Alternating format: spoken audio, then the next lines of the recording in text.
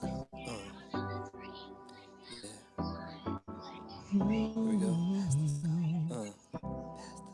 When you need to amplify, share your stories on the fly. Call past the scope, EDU will bring it to you. Your event, we got you. Conference tips, we got you. Stories told, we got you. Around the globe, we got you 'cause we're past the scope, hey, past the scope, hey, past the scope, hey, past the scope, EDU, past the scope, hey, past the scope, hey, past the scope, EDU, coming to you live.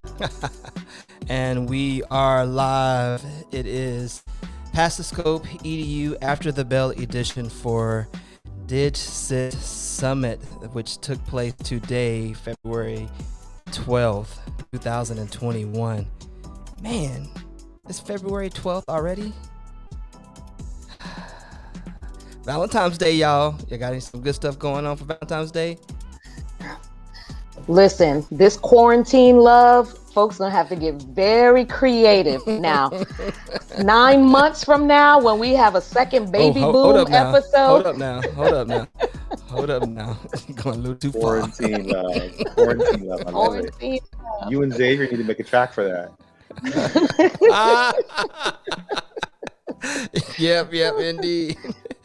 All right, well, ladies and gentlemen, we thank you for joining us once again. This is the After the Bell edition for Past the Scope EDU, tag teaming with DigSit Summit, which took place, which is a part of the California State Library Association conference that's taking place.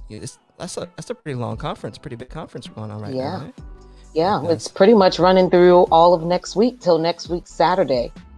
Awesome learning happening these past 2 days. Yes, and listen, librarians are such a secret weapon at schools. You know, I don't know if people really understand all the things that they do, what they bring to campuses.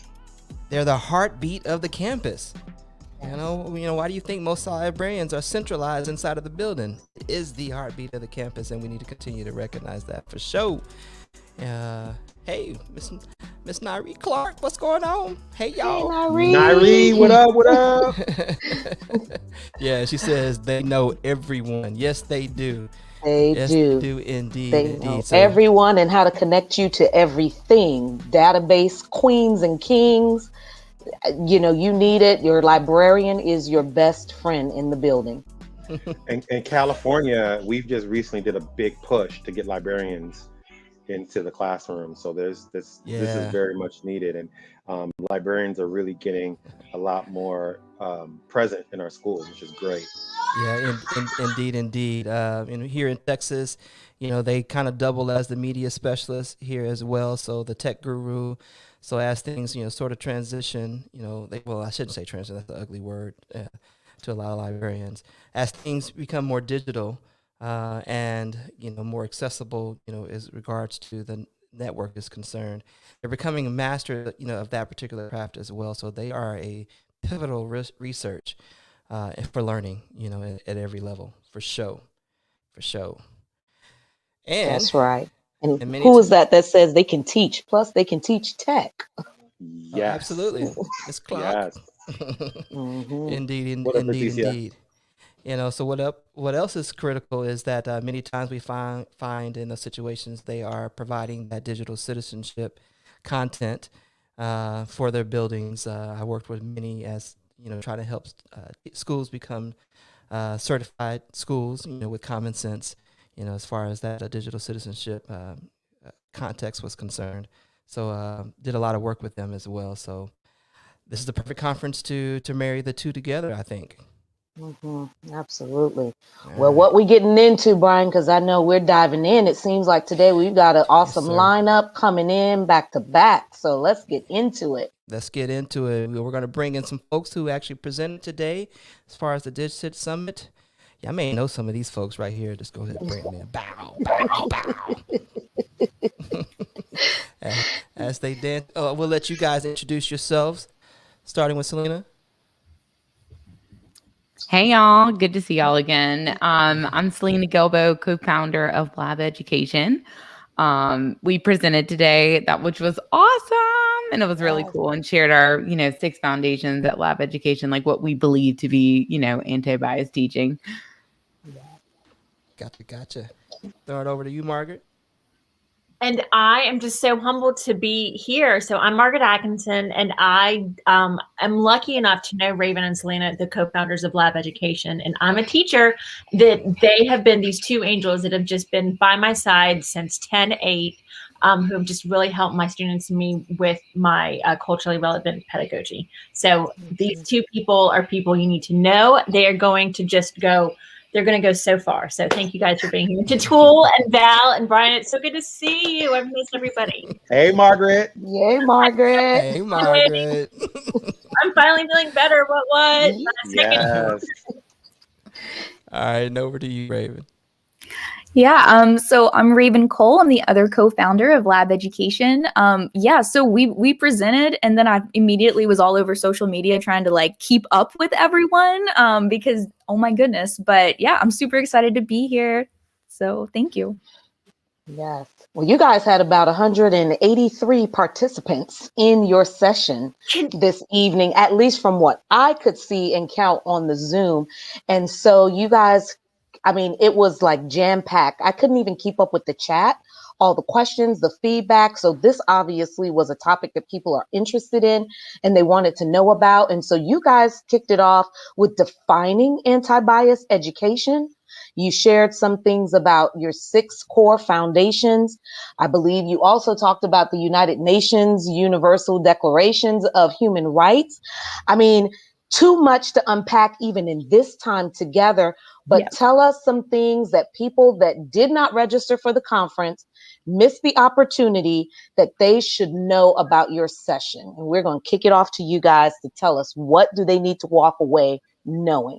Well, first, before they say their power, I want to make sure that everybody knows that this is their thinking. That is what makes this so powerful, is that this is something they have developed. This is not a piecemeal, I'm going to use this piece or I'm going to move this. This is their intellectual work, and it has an effect. It has helped me since October. So when they talk about what they're doing, it's visionary. It's from them. Their foundations are there. So take it away. But I want to make sure I preface that this is everything that they have created. It's so amazing. Okay. Thank you, Margaret.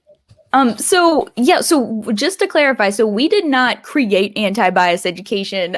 We, have been so fortunate. Selena and I have known each other for a while now. We went to school together, went to college together, went through the same teaching program. And we're very fortunate in that we had some great mentors and we're able to really dig into the idea of like culturally relevant pedagogy from the jump. And so, when we talk about anti-bias education, though, we're really talking about education that is all about challenging bias, challenging prejudice, being very active about what to do when you encounter things like discrimination or bias in your schools. So we basically talked today about what that looks like. We have developed these 6 foundations that we think are like the, Selena has a great metaphor for this. It's all about it, because I think of them as like the pillars, right? But it's not just the thing that holds up your house, but it's more like, what'd you call it? The tent, Selena?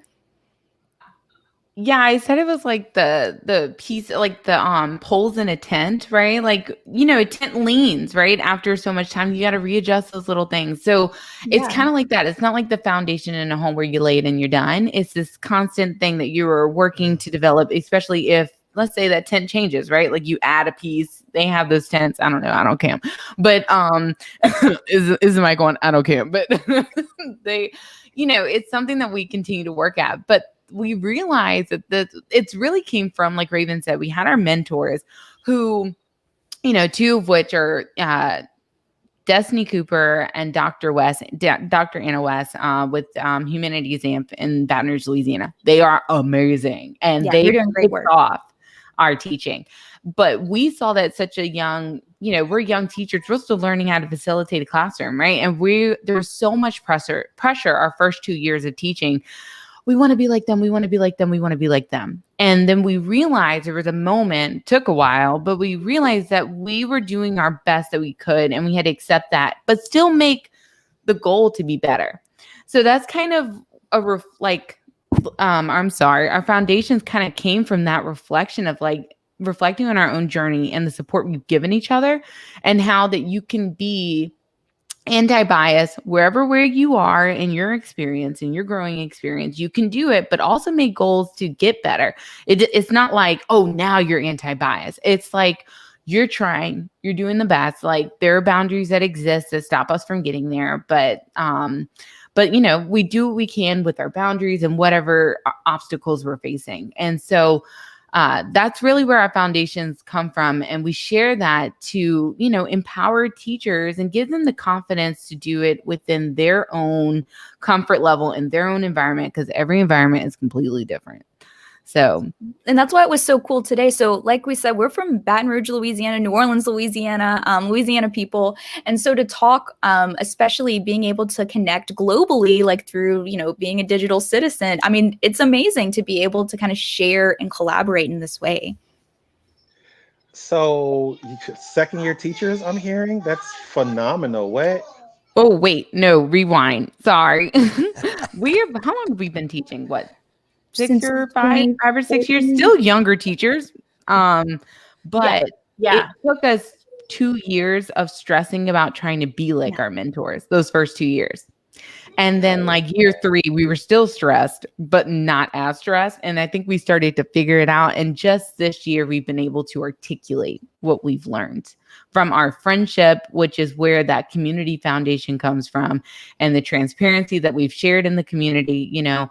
And so it's just our experience in realizing how have we been able to do what we do at this year, because teaching is exhausting. People leave after 5 years for a reason. Like, you know, how have we been able to support each other through this learning and still try to get better each time? And that's kind of where that came from. That's awesome. Margaret, so tell us, I mean, you're a language arts teacher.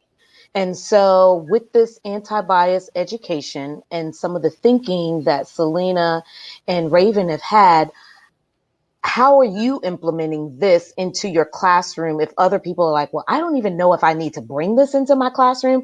Maybe I'm not even in a school culture or climate that is open to this idea and it gets very sticky. How have you been able to implement it in your classroom, in your building?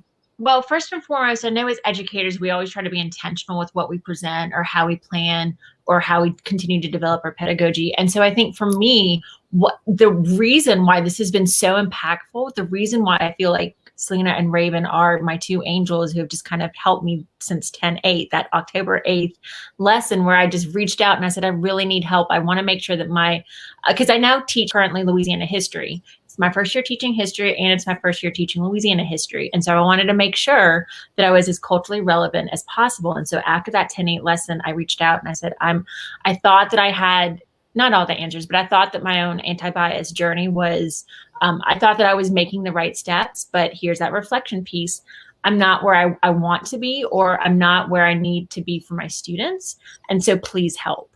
They had luckily serendipitously presented at the beginning of the year for the school. And so, in August, I kind of texted them and I was like, oh my gosh, this is so great. Do you have a Twitter? And they're like, no. And I was like, okay, well, the year started. And not that I was like, whatever. But I mean, like the year started. I was like, I want to learn more, but you don't have a Twitter, no big deal. School started. We're an online school, so I don't ever see them in person. And so that 10/8, I was able to say, I mean, that's such a transformative date for me. I said, please help me. So what their resource, not only are the 6 foundations so important, and I'll let them speak to that again. This is their work. I'm just their cheerleader. They're like, I am like, I'm testifying for them.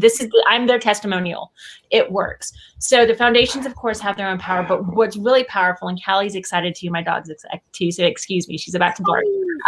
So what's really exciting for me is that they have helped me be intentional. They have checklists with it, help with developing your pedagogy checklists that help you as you go through the different pillars. So it's just intentional, and then having the space to dialogue with them, have somebody, that community to bounce off. And there's Callie. Past the Scope EDU is an amazing community as well too, like Tool, Val, and Brian. I am so lucky that y'all are I am part of your community, and y'all have continued to just dialogue with us as well. So long story short, intentionality and community has been the thing that has been the most impactful for me and my students. So, you know, a lot of educators ask the same questions over and over again, like, how do we get started? If there's an educator here and they're like, this is great, sounds good, there's a, you know, testimonial here and it works. How can I get started? What would be some of your suggestions on how educators can just get started with this work? First, reach out. I mean, yeah, that's what I was going to say. But it's hard to do in isolation. Like, obviously, what Margaret's talking about, it's so hard to do this work in isolation. And I really don't think you can. I think you need to have a community. And so I think for anyone that needs some help, right? Lab Education's happy to help you, right? Labeducation.net. Reach out to us on Twitter. I've already talked with a lot of teachers lately online. They're like, just how do we get started? And the thing is, it depends on your community, it depends on your community space, your school, the admin that you have. You know, what it looks like in Baton Rouge might look totally different, you know, in Atlanta or in California. So yeah, definitely just reaching out. And then also, as Margaret's talking about, reflecting, right? Like, where are you actually? Like, let's figure out, where are we in reality? I know Selena probably has stuff to add to that. Girl, you know. But Selena, yeah, I mean, like, She said, girl, you know. so I mean, but like you know, one of our foundations is boundaries, right? And like you have to kind of reflect and think about, well, what, you know, if you are afraid to start, think about what are your boundaries that you're experiencing. Is it boundaries within your administration, curriculum? If it's, you know, with yourself, if you're, because I know we're talking with teachers all the time, and then we hear, well, I'm a white woman, I'm worried about it, or I'm a teacher of color and I'm afraid someone's going to think I have an agenda. That's one of my fears that I always have to check all the time. But like, whatever it is, reflect, even write it down, right? Think about, what are my boundaries? What are my obstacles? And which of these actually exist, or which of these are things that I am saying is a boundary. For example, me being Black and anticipating that they're going to think I have an agenda. I have no evidence. No one has ever approached me with that. Why do I have that thought? Now, that doesn't mean that my community, like I shouldn't be aware and reflect on my community, but I don't really have evidence to support that thinking. And so I really need to check myself. Am I getting in my own way to start having these conversations or to start doing these things? Or is it something that actually exists out there that is tangible that I may be able to, you know, approach and discuss with someone? Again, this is why it's good to have that community, because often Raven and I talk about this all the time. Ray, I'm worried because I'm a Black woman and I'm talking about, you know, let's see, we're talking about the election. I'm worried they're going to think I have an agenda. And we talk about that, right? We say, well, let's unpack that. The lesson is this, your objective is this, right? Is there an agenda? No. So let's regroup and get in there and be a teacher. So it's really about, you know, thinking about our boundaries, and then also thinking about, like, what does it mean to start? Like, what is a start? Is a start, like, again, like this big interactive project, or is a start just including photos right now? Or is the start having a really good discussion question, right? Like, you define what the start is, but always start. Or a chat pod. Like, or a chat pod. That's a small step. Selena mentioned this earlier, like small steps. And that's what she and Raven have really been encouraging me to do. We're online, we're in an online school, and chat pods can be scary, especially when you do not have the face-to-face human connection at all with students, because they might not even be on camera. And so a chat pod has been very daunting for me, especially since the 10-8 lesson. And so that's been my small step. And I used a chat pod yesterday and it was just so powerful. And so I texted them and it was a celebration. So those small steps are so essential in this journey. And for those of you that missed the session, I know that the Foundation 3, and thank you, Brian, for putting the 6 foundations up. And when they're talking about that Boundaries Foundation, I know there were 4 areas: identity, resources, personal ability, and discussion were some of the areas that you guys highlighted. But one thing that I also liked that you all presented was an example where I believe you guys had a model and evidence in your session today where the participants and the viewers could actually engage and do. And you presented a scenario. I believe it had something to do with a Louisiana library getting a grant rejected once they found out that voter registration was tied to it. And how do you have that conversation? Or even another scenario, Selena, as you mentioned, just being a woman of color in maybe a school that you may be the minority, definitely. And how do you have conversations that you feel like I should be able to talk about, the election without someone thinking I have an agenda? I'm talking about it because naturally everyone else gets to talk about it. And so why do I need to be coming in with an agenda, or why do I need to silence my voice because ... And so when you guys mentioned this model and evidence, I thought that was a very powerful piece. I wish there was more time to unpack that in the session. Yes. But that's just a taste I could imagine of what Lab Online or Lab Education offers to schools if they want to book you. So let's get to the money.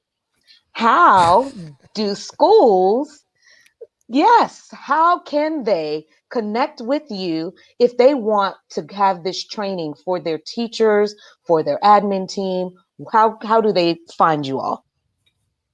So yeah, no, that's so again, this presentation today was kind of like a snippet of what our online workshops look like. We're about let's practice, right? Because you need to prepare. Like when we talk about boundaries, well, we're anticipating boundaries, right? And so to connect with, first of all, we do offer professional developments with schools. We also offer them with individual teachers. You can schedule a consultation with us at labeducation.net, or just reach out to us on social media, because bottom line, what we need to do is figure out what's best for your community, right? Maybe you need a whole workshop about community building. Maybe you need a whole workshop about how to establish boundaries in your classroom. Or it's about, hey, kids keep bringing up these topics and I don't know how to handle them. And we're like, oh, well, we want you to be, confident. We want you to confidently navigate that. That's part of our mission here. So we'll go through and we'll provide models for you, and we will walk you through what our typical process is for breaking down these really hard topics.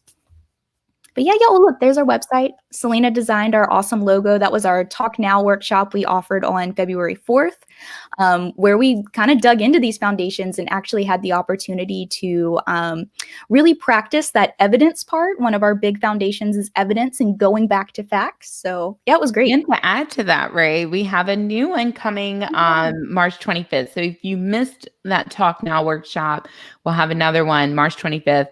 And we'll be updating and sending that information out really soon. But yeah, March 25th, we're really excited to do more Talk Now, where when we do it too, it's like, the 50-minute session, man, that was like, set, go. Like it was like a race. So I was like,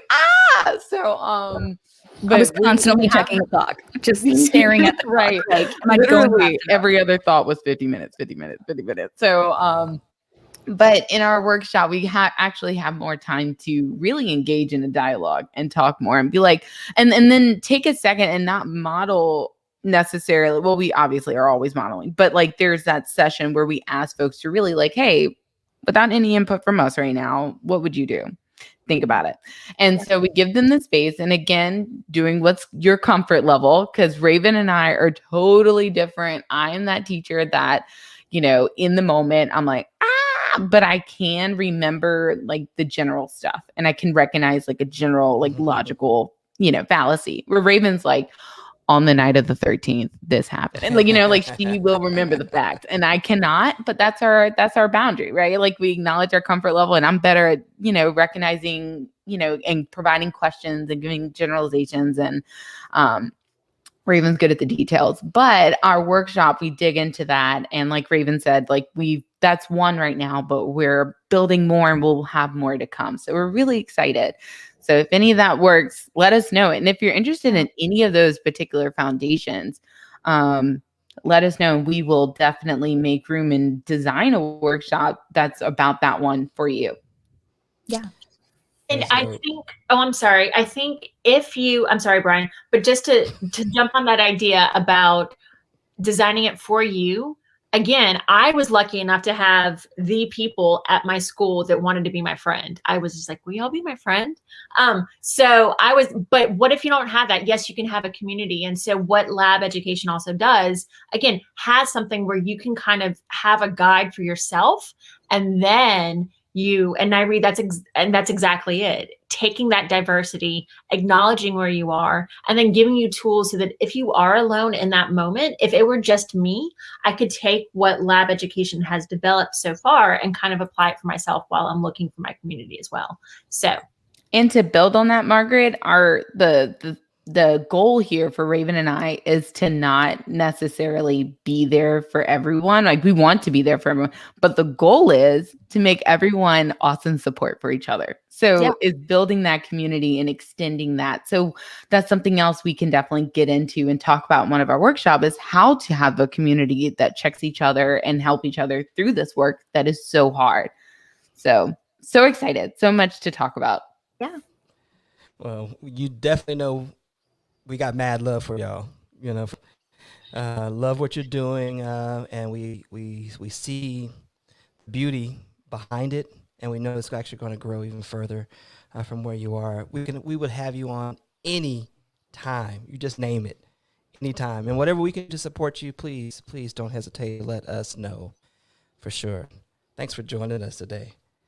Thank you. Thank you guys so much. Have a great rest of your bell. Thank you guys. You guys are awesome. Thank y'all. And happy Mardi Gras. Yeah, happy Mardi Gras. Indeed. Send me a king cake, please. All right, ladies and gentlemen, we're going to bring on our next group of presenters from today. And, after, Raven and Margaret, I know they don't want to leave us, but I need y'all. I need that spot. I need that seat, ladies. We have to go? All right. We actually have to leave? Selena's like, we have to leave. And I need that seat. Y'all ain't gotta go. I know. Well, this is a great connection, as Mary Alice, talking about this DigCit Summit. And, when you're talking about digital citizenship and just interacting with people and humans online, just people's comments and how you're treating them. So, I mean, today was just jam-packed, and I'm just glad that I had the day off to be able to jump in and see the sessions, because otherwise I'd probably just be getting on right now trying to figure out, okay, what were they about? And so, Brian, I don't know who's backstage because you can see those folks, but I'm thinking we're supposed to have another 3 lined up to go. Well, why don't I just bring them on right now? Oh, there they are. There they are. There you go. All right. Look at there. I know some of those folks. Nice. Yeah, and I think Jamie Donnelly might be coming in too, so just keep an eye out for her backstage as well. All right, excellent. So we'll go through the introductions all over again. We'll start with you, Noah. Sure. I'm Noah Daniel. I'm so psyched to be here. Hi, everybody. Hey. And then to Nicole. I guess I'm next. I'm in the middle. Hi, I'm Nicole. So I'm the co-founder of Elementary, and I just had a really awesome presentation. So thank you all for being here. All right. Hi, everyone. I'm Michael Drezick, and I'm a district tech integrator at Lakeshore CSD, and I'm happy to be here with you all for a few at After the Bell. Excellent. So Noah, you didn't tell everybody where you were. I just realized that I did not. I just presented on building digital citizenship by unpacking photographs, really decoding photographs, and it was a wonderful session. I loved being here, and I was so privileged to be part of this whole scene with some really cool people. I can't wait to catch up on all the sessions I missed. And I get to have some FaceTime with you, Brian, because we recorded, but that's right. That's right. Yeah. Just to plug, I was on her podcast. Wonderful podcast. Go check it out. Maybe I'll throw the link in here later on. We'll see. Thank you. Michael Drezick was on the P3 also, by the way. Actually, Michael was the one who connected us because Mike was on my show. Yes. You're right. Very nice. Love how I'm sorry, we don't mean to hog it up, ladies and gentlemen. I'm interested in all of your playlists. We can leave. Come on, Valerie. I know. Well, we're going to start with Michael. How about that? So, Michael, you gave, it was almost like a resource smackdown in your session. And you gave, I mean, you were giving so much that the chat was going crazy, and people were like, look, you just need to go ahead and share your slide deck with them. Tell us a little bit about some of the tools that you recommended or resources as we're talking about digital citizenship, how that, you know, goes across the age levels, and then some of the projects and people that you've connected with, not just locally or nationally, but even internationally. You spoke about that. So share with us your session today. Yeah, for sure. You know, anytime I go into a session and I realize I have a condensed time like that, like 50 minutes, okay, what can I do that'll bring value to people? So I kind of went the approach, like you don't have time to really dig into something. So I went with the approach of just sharing as many things as I could, and with the hopes that someone finds something that to walk away with. And I was really trying to tap into tools that can help connect, tools that can help you create, and tools that can help you collaborate. So if I could find a tool that I appreciate or that works well for our students that does any one or more of those things, which many of them do, I was just hoping to get that out to people that might be able to stumble on something. You know, I look at, you know, I talk about kind of where the libraries have evolved, I guess, as a space for learning and as a hub for learning over time. And that ability to share your work with the world and then to connect people. I mean, that was huge part of what I was sharing today. So I was just sharing some of my favorite tools.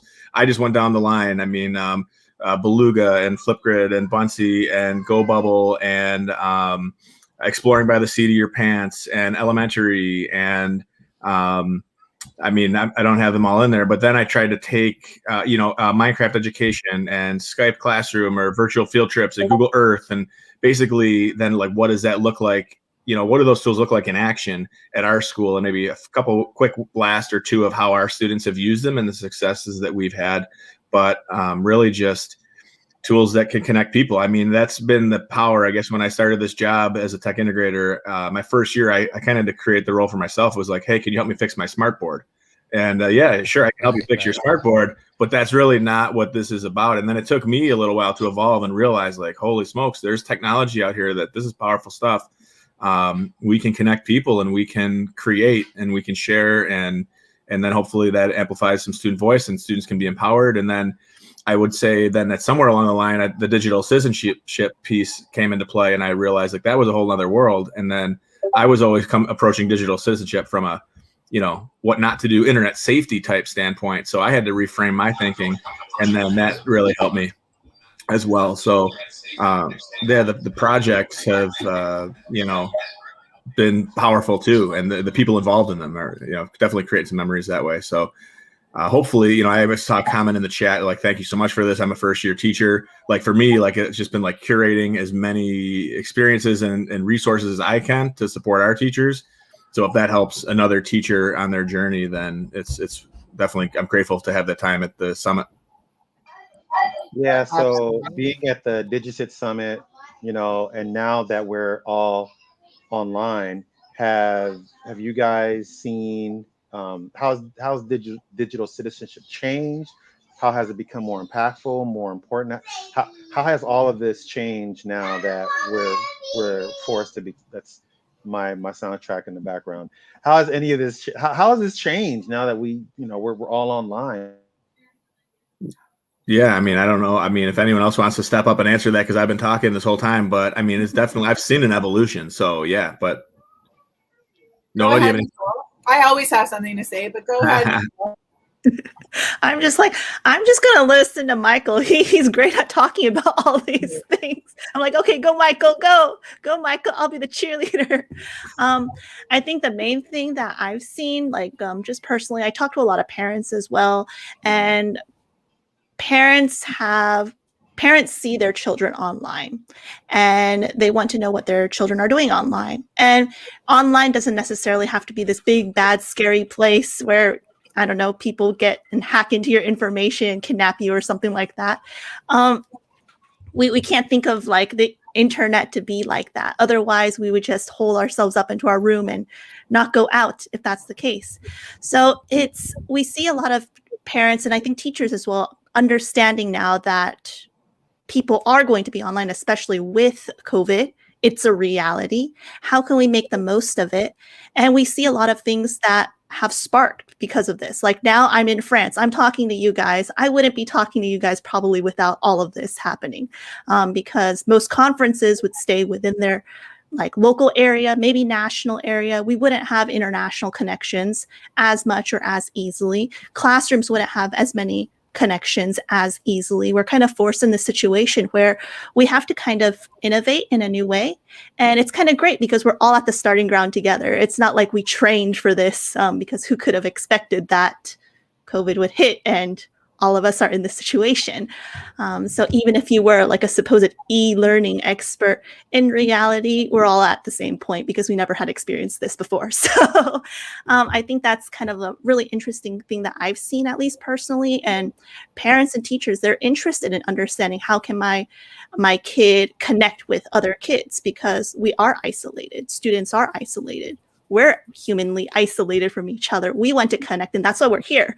And students are the same way. They want to find meaning in their lives. And one of the ways they can do that is by creating, by sharing, by, you know, having these social interactions. And that's why like Michael's presentation is really powerful, I think, for a lot of people, because all of a sudden they see all these new tools that they can now use to promote student voice and get them engaged in new ways that, you know, if we were to talk about just a pencil and paper classroom, it wouldn't be possible.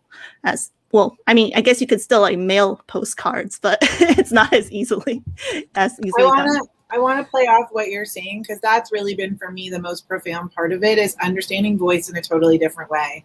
Understanding voice by not seeing my students and actually hearing only their voices and really getting to know them. But also, like in my presentation, I actually used 4 Jamboards simultaneously. And I was totally nervous. I thought I could just blow up in my face, but it was actually amazing. And as I'm doing that, I'm like, 200 people just shared their voices simultaneously. Everybody had a place. Nobody got there first or second. Like, it was all a shared experience. And it's an incredible thing to see what we can do in those spaces to invite people to share, not wait their turn, not raise their hand, just express themselves how they need to. And I think that that's the great leveler that I will certainly take back to face-to-face, but it's my greatest pride that I got to learn that part during this time. That is so That's a good. powerful 'Cause, you know, statement. yeah, Yeah. so many teachers are complaining about cameras being turned off and how do I get my kids to engage. And here we are talking about kids being able to share their voices authentically, creating culture in our classes, and really being able to come in contact with your students. You know, we can't be there in person, but they're able to share their voices, be able to share their own meaning, and they're able to make meaning with one another just using technology. That's fantastic. But I didn't believe that at the beginning. I actually thought, like, I am an in-your-face, woohoo, I'm teaching today, let's everybody get excited kind of person. I'm like, I do not translate to online. And I look for nuances and facial expressions. Oh, I lost that one. I got that one. What do I do in a classroom? It is a vibe. And I thought, I'm not going to be able to do this well. And I have learned so much. I'm so grateful. And I really think that it's about shifting perspective more than it is about learning the tool. Mm-hmm. Yeah, I really want to play off on that, because I think the students were like, hey, we've been doing this for a while now. Have you heard of Twitch? Like, it exists. And we're like, wait, like now all of a sudden we can communicate with each other without needing to have a camera on. It's like mind blowing for us, but I was called a boomer in one of my sessions by a kid. So what do you expect? Really? Yeah, I was leading a club and they're like, you're such a boomer. How can you not know this? I'm like, I'm not even 30. Wow. I'm Wow. sorry. Well, I know, Michael, in your session, the Digsit Kids book was brought up, and I believe you've got chapter 7, page 53 in that book.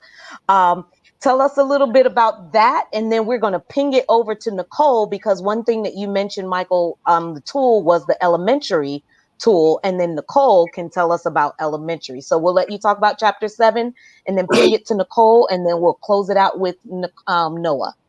Yeah, no, I mean, my chapter was really about using game-based learning as a tool to accelerate learning or to create some pretty powerful learning experiences. So we had a Minecraft education club. I didn't know much about it, so it helped me kind of learn with the students. You know, I was a gamer, but I played sports games, not Minecraft. So it was letting the students kind of co-create, like, hey, what kind of rules should we have for this space? I mean, you can build some stuff and then someone else is going to go out and smash it down, or take all your, what do we want this to look like? So really the chapter's about like how they co-created the rules for their community. It's a digital community. And I mean, so much of that ties into like, we're just real life, authentic experiences. So, and it was really, that was kind of where it goes from that. And then, what other types of global projects could we do with a tool like Minecraft Education? It's just like when you have a sandbox to create, I guess anything's possible. So I just kind of, we've literally connected with students in classrooms all over the world in Minecraft, sometimes in the same world, sometimes in a world that we pass on to another school in another country. And it's just neat for the kids to throw up a billboard and, say this is a school in Japan. And at one point we used a Creatables mod, and the kids actually put Japanese art up on the wall, and it got our students curious to like go and Google search and start looking stuff up. Nice. It just, because they were in their element, they were in their Minecraft. That was just something that was comfortable to them. But and as students, that they never really looked at it that way. They played the game the way they played the game. We tried to bring in the education aspect, and it was like kind of a great shared experience for everybody. So this Japanese thing is like, it's just foreign territory to me. I mean, my son is walking around the house and he's speaking in a different language and singing songs, and I'm like, what is going on around here? I mean, there's all this Japanese stuff, and I'm like, look, we don't even hang out with Japanese people because we not in that way, but we don't have any Japanese friends. I'm like, what is this thing? But I guess it's all the gaming world. I mean, this anime, I mean, it is foreign to me. So you're absolutely right. They're connecting with other kids. They're picking up on culture. They appreciate it. I'm seeing it in his artwork, his doodling. So you're right. Once you just give the kids the opportunity and the exposure, where their minds go with it is mind blowing. And I just hope us as adults will not stand in their way. Amen. Just because we don't understand it.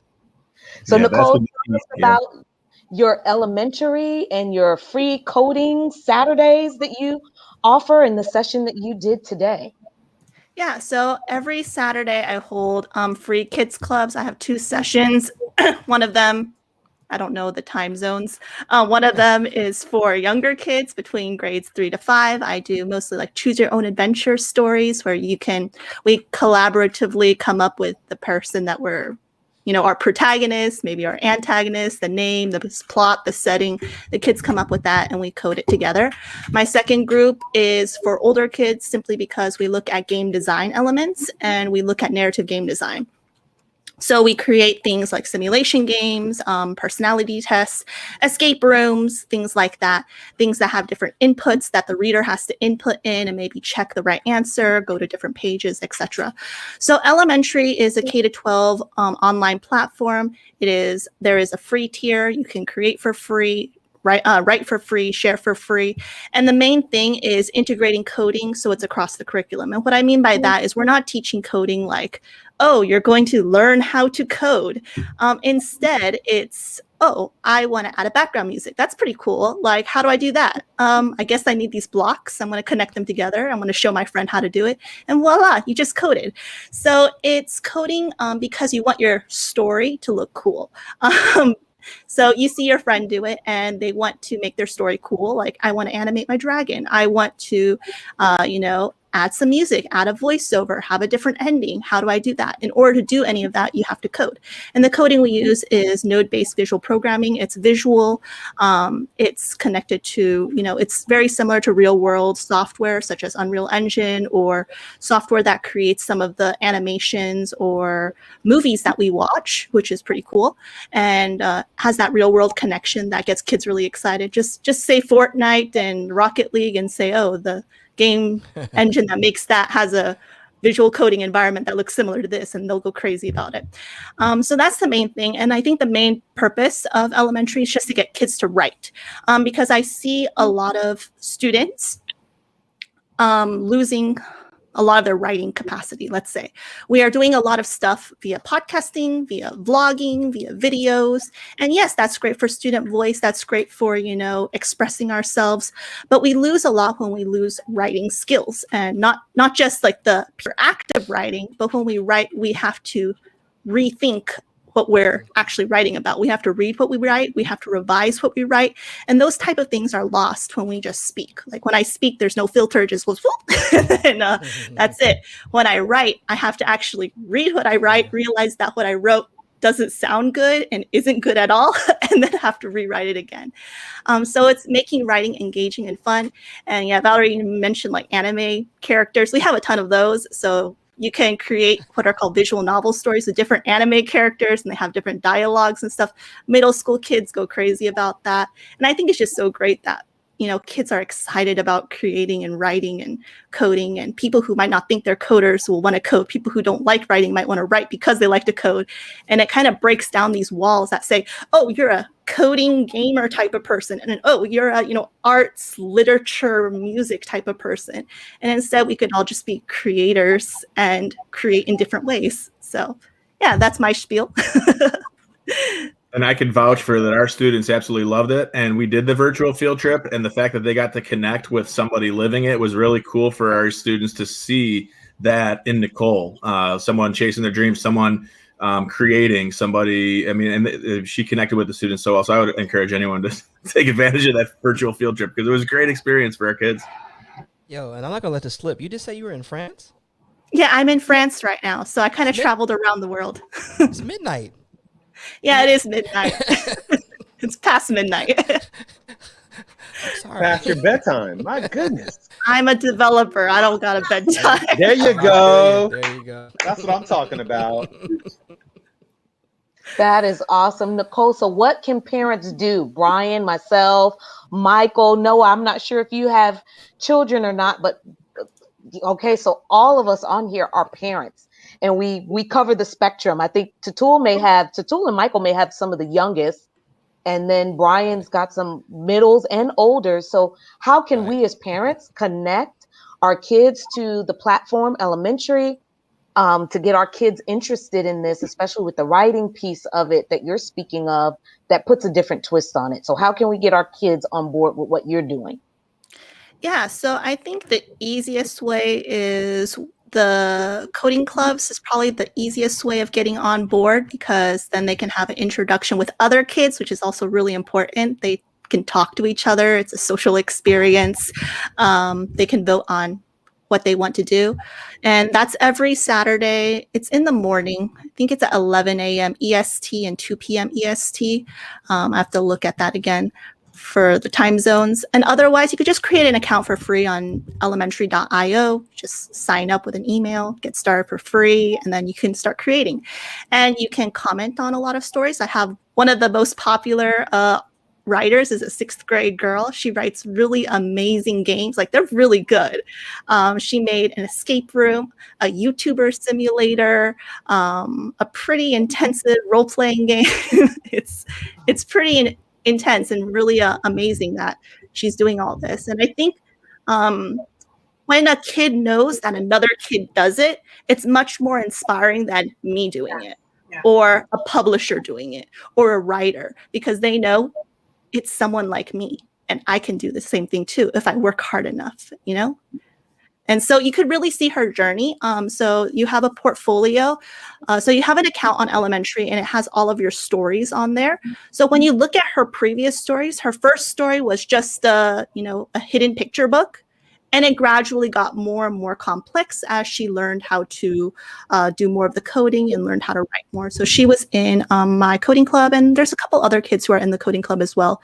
But I would say kids as young as, if you're even like kindergarten, you can write with your kid. Instead of doing written books, you can do audio picture books, is what I like to call them, where you could record your voiceover and then code it to play. So you have the kid like narrating whatever is on the page. You can arrange your images on it.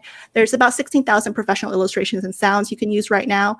For the free tier, it's a little bit less. And if you go pro, you get all of them and you can upload your own. So that's kind of how it works. But we're a 2-man team, so support us. Very nice. Thank you, Nicole, for that, for all that you're doing. And Noah, please tell us, about your session. And after you, we're going to bring on our 3 final guests to cap it off. And so, Michael, I guess like you're saying, that 50 minutes goes by quick and our hour is almost done.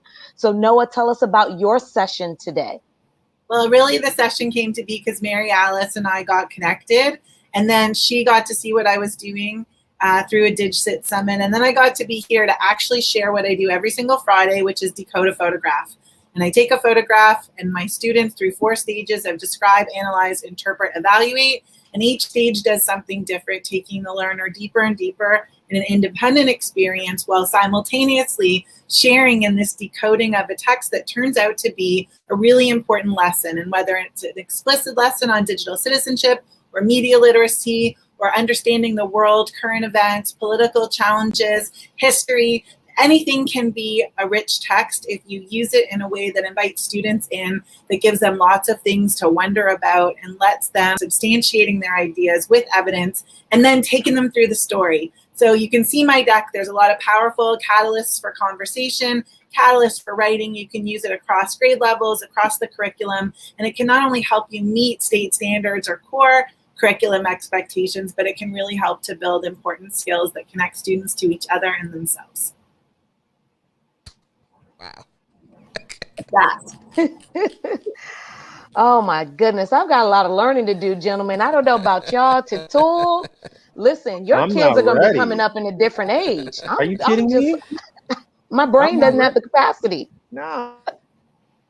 So here's my question though. So if you actually are a participant in the conference, how long will the sessions be available to go back actually and to look at them? I guess we get that answer with the next set of guests, but do you guys know? Because I need to dive deep. I also need to dive deep, and I asked Mary Alice in 6 months. Yeah, I was saying, how am I going to process all of this incredible stuff? I'm going to need days just to hang out with Michelle, like with Michael, with Nicole, with all the people that I saw. I need to revisit the one I was at. So 6 months is a wonderful amount of time. Thank you, Katie, and all the organizers for making that happen. Yes. That's fantastic. Well, I wish we had more time, but we don't. I'm sorry. We appreciate you guys coming on. Noah, it's great catching up with you. Nicole, definitely great to meet you. I used to live in France, but we have to catch up. Michael, as always, man, love you, bro. Yes. Bye. Thank you so much. Cheers. Bye. Thank you, guys. Wow. Thank you. What an awesome group, guys. Wow. That's all you can say is wow. I know. Well, I'm like, I'm going to sign my kids up for the elementary platform and get them going because, they're always online with these. I always hear these voices coming through the box and I'm like, who are they talking to? And they're online just connecting with friends because they're digital learners. So they're not in person. So they're connecting with their friends on this, but then there are all these other kids. Now, the good thing about this is that those kids aren't physically coming up in my house. But they are finding a way to connect and socialize. Just amazing. I'm just amazed. Like all these limitations that we're putting ourselves in this space. Yeah. And then we have these wonderful educators come on and like, whatever. They're on Twitch. They're on this. They're on this. So, and that's it falls in line with what we do. We try to amplify those particular stories, those particular voices, and expose what's actually going on outside our own four walls. So, love doing this After Bell series. We were requested to do this by what's up, Mary Alice. Mary Alice. I know, and I think we got some more folks back. We're gonna bring Jamie on too, and there's Katie right there. Mary Alice, does your energy translate to virtual? Does it? Oh my gosh. I mean, I love this community and I feel seen in this community. And all day long, I've been talking about, if you don't know about Pass the Scope EDU, you have to get on board because I'm so happy that this is the first time we get to do something, in partnership. I'm so happy to see Katie and that in partnership with the California School Librarian Association, we were able to do this summit. My Jamie Donnelly, I mean, this is as good as it gets. I know. Well, Jamie, introduce yourself and tell us about your session today. Because I got to listen, guys. If y'all didn't catch Jamie's session, now Jamie, to me, if anybody says anything ARVR, I equate it with her name automatically. I don't know any of the things. I just know I'm in Jamie's Voxer group, and I hear them talking about this stuff. But Jamie, please dive into some of the things, and I know you mentioned something in the chat with with I think Noah's session. Talk about that. Tell the people who you are.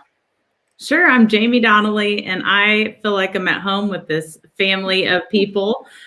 So good to see everybody. It's, I was in Noah's session and had a chance to just really kind of hear the story of like why pictures are used in our classroom and the value of it. And I kept thinking, yeah, that's just like AR VR.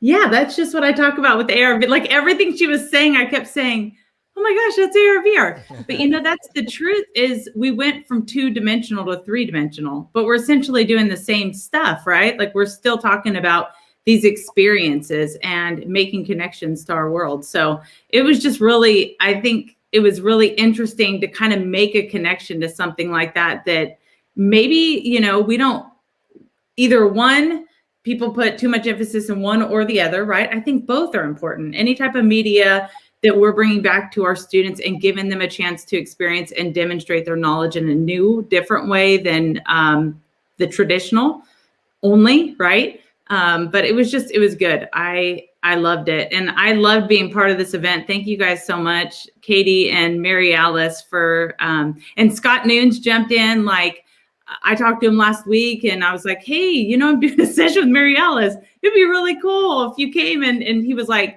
yeah, okay, I'll do it. So I texted Mary Alice. Mary Alice texted Katie and they both were on board. It was everybody in this community is so good about just like helping, supporting, sharing.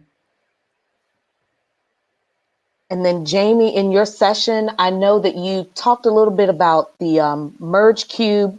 You had several demos going. You had an AR VR classroom that the participants can kind of join in, make something, and in real time in the class kind of see that item that they create come to life. And so there was a comment that was made where sometimes teachers think that these things are just for fun or don't really serve a real purpose. Will you speak to what you have seen? And I know you've got 2 books, one coming out any day now and one that you've already put out. Can you talk about how you see that translating into classrooms so that people understand its value and purpose? Yeah, I think honestly, it's hard, like even games, right? People are like, oh, well, why do we need to incorporate games? Why do we need to bring in video content? Why do we need to learn about code? Or I think oftentimes you're going to hear some skepticism because it's different and because it's challenging. And sometimes it's hard to understand, like you said, how that translates into our lessons, our classroom lessons. But at the end of the day, if it was really about our students, I think all of that is so easily answered. Like, why are we doing anything different? Because our kids demand it. They deserve it. And we can't be stuck in the past like that. We need to think about what skill sets they need to have for their future. We need to think about how they would like to, display their understanding and knowledge, how they would like to dig deeper into content. And it's not always AR, VR. There's going to be a lot of different ways that you can approach that, but it all comes down to knowing your kids. And if you really dig deep, it's not about what your skill set is. It's about what they really want to embrace and learn. And how can you leverage that to support them in their learning journey? So it's all of those pieces come together. AR, VR is my passion, but I know that there's kids out there that's their passion too. So, you know your students, you know what their needs are, you know what they're excited about. And I think it's going to look different across the board to different classrooms and to different students. But that's the point, is you're flexible enough to say, what do my students need? Let me make that happen. Sweet. Well, I know, guys, we're coming down to the end here in the close. Jamie, tell the folks where can they find your books.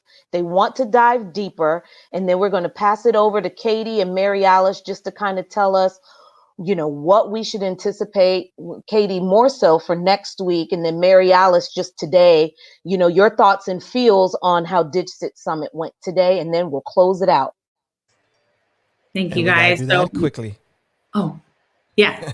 Jamie Donnelly, Learning Transported and The Immersive Classroom. You can find them both on Amazon. Thank you.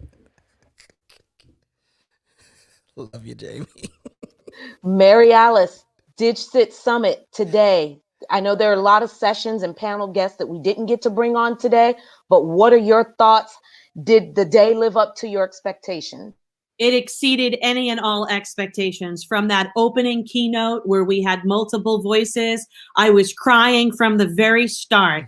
And to see all the different types of topics that were brought in, really critical conversations, and how you just, digital citizenship isn't just one more thing. It's not an add-on. It's embedded into absolutely everything that we do, no matter what grade you teach or what your content is. And today was the perfect example of learning side by side. Yes, I heard that theme a lot, learning together and doing it all together.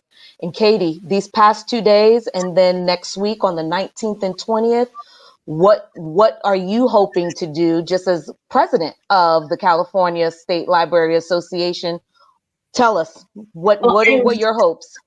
I'm really hoping for more of the same. I can't say it's going to be better because these past 2 days have been so wonderful, but it's just getting that more and more, looking at things from a different lens, having some more tweaks, getting different ideas, and coming back and pulling it all together, doing that intertwining. So none of this is like on top of. So really helping us like cluster. And I love what Jamie was talking about it being fun. And you mentioned, well, what about when people say this is just for fun? So I'm going to say just is no, but fun is heck yes. Why should school be boring? So we have tons of sessions about it being fun and exciting, just like we had today, and also some heavy conversations because some of us need to really get a little uncomfortable. Well, actually, I think all of us need to get uncomfortable and ask some hard questions. And we had some of those conversations today, and really proud of the conversation that happened. As being on the back end, it did create a slight problem because people didn't want to leave the sessions. Like, okay, fine, we'll do this later for like half a day, just this one. That's how all of them were. So the voices being shared and this journey that we've been all mentioning, it truly is this journey together. And we want to continue the journey with all of our new friends. Absolutely. You guys did wonderful. If folks want to register still, is that a yes, they can? Yeah, it's a big yes. Okay, guys, please register. Connect with these ladies online, any of the panelists that you've seen. There's so much learning to do. And as Mary Alice said, we can all do it together and continue to be good digital citizens. And most of all, remember the human side of citizenship. This is Past the Scope EDU After the Bell series. Thank you guys for joining us. And we'll see you next week. Ow. Past the scope.